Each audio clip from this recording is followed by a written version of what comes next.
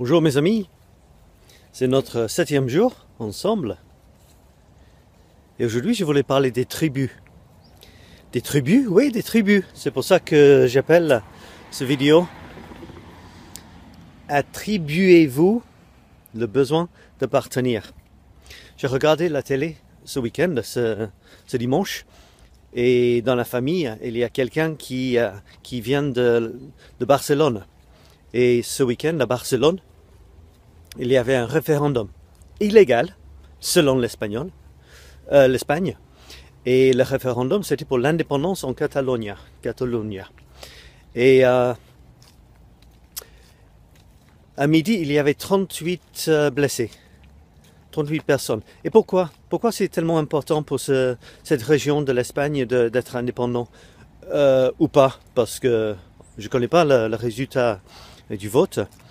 Eh bien, effectivement, un certain nombre de personnes ont décidé que l'Espagne, ce club-là, ce groupement-là, cette étiquette-là ne correspond pas ou plus à leurs besoins. Et ça montre à quel point on a besoin d'appartenir à quelque chose qui nous ressemble.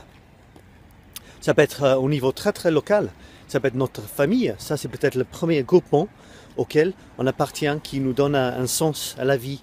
Après, il y a le voisinage, les gens, je sais pas, les profs à l'école, les gens qu'on connaît dans la boulangerie, par exemple.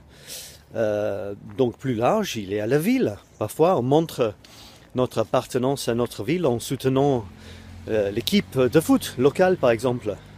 Ce qui est drôle, c'est que parfois, on croit que c'est la meilleure équipe du monde, bien que les autres supporters croient que leur équipe, c'est la meilleure équipe du monde.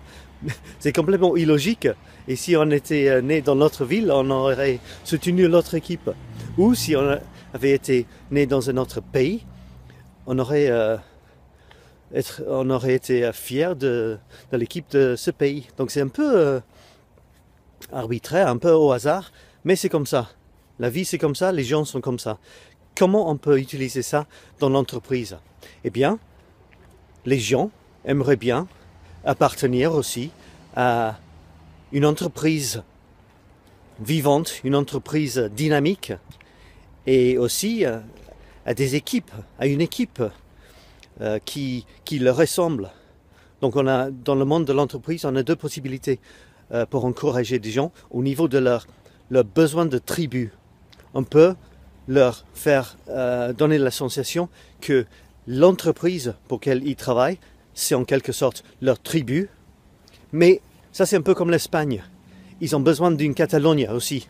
Et ça, c'est leur équipe. Donc, dans l'entreprise aussi, il peut avoir leur équipe qui leur ressemble. Mais pour que ça marche, ils doivent avoir l'impression que cette équipe est pour eux. Ça leur ressemble. Et leur voix est entendue. Leurs points forts ont été identifiés, respectés et exploités dans le bon sens. Ils doivent avoir l'impression que leur voix compte. Sinon, ils ne vont pas y adhérer et l'équipe ne va pas aller bien. Et le contraire est évidemment vrai aussi. S'ils ont l'impression que leur équipe est leur tribu, ils vont tout donner pour leur tribu. Mais si ce n'est pas le cas, ils ne vont pas donner. Et l'équipe ne va pas être soudée et les résultats vont être en berne. Donc, je vous encourage de faire tout ce qu'il faut pour souder vos équipes, même aller jusqu'au point où les membres de chaque équipe considèrent que c'est leur tribu. Ce n'est pas leur équipe, c'est leur tribu. C'est vraiment là où ils se sentent bien. Le petit graphique que j'ai créé pour aujourd'hui, c'est ça. Esprit d'équipe. Là, il y a des gens qui font partie de cette équipe. J'ai mis le mot tribu parce que je crois que c'est assez fort comme image. Et les formations que je propose, surprise, surprise, oui, il y a des sujets comme l'intelligence collective ou la psychologie positive ou l'idée comme hôte ou les structures libérantes ou le mind mapping. Il y a plein de sujets. Donc mes formations, il y a des sujets, mais surtout et avant tout, j'essaie de souder des équipes et de donner un sens aux gens, le sens qu'ils appartiennent à quelque chose qui compte. C'est tout pour aujourd'hui, à la prochaine fois, bye bye.